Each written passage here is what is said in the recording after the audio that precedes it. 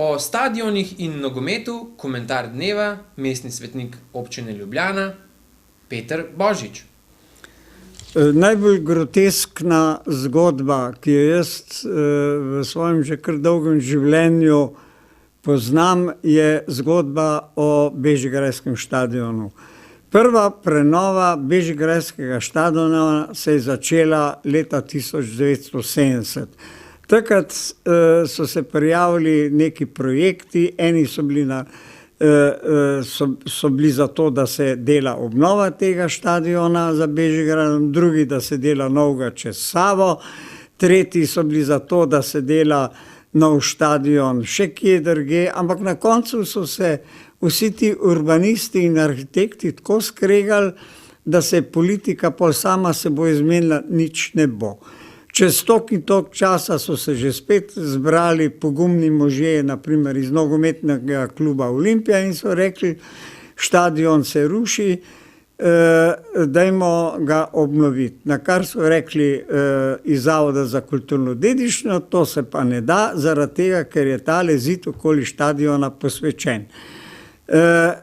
Se ga noben ne sme dotakniti. Potem smo mi, navijači, ki smo to zvedeli, smo rekli, veste kaj pa, če mi eno noč vzeli tiste dinamitne palice, pa ga malo raznesli, tako da bi dobili nov štadion.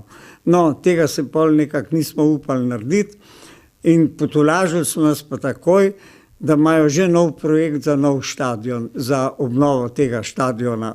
Na kar so že spet prišli neki drugi arhitekti in urbanisti in so rekli, to pa ne bo šlo, zaradi tega, ker je streha, to je bil Krečičev projekt, idejni načrt, ker je streha potegnjena čez zid, se zid ne vidi, kaj pa je to, kakšen štadion je pa to, če ni zidov, če se ga ne vidi. No in potem je tudi to šlo po vodi.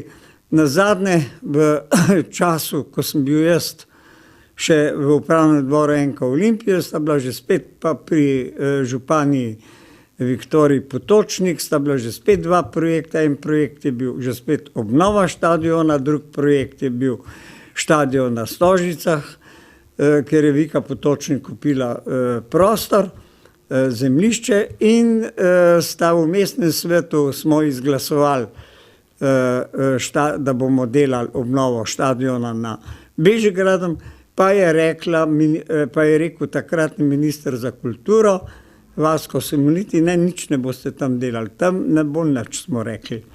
In je tako tudi držal. No, in zdaj, že ne 3 leta, ker se delajo razne stvari s tema obema štadionoma, zdaj oba dva že imata jame. Meni je glih včeraj župan rekel, da me bo povabil v eno od teh jam na Stožcah, ima zagotovljena finančna sredstva, na vse zadnje se bo zgodilo, da bomo štadion imeli, nogometa pa ni nikjer.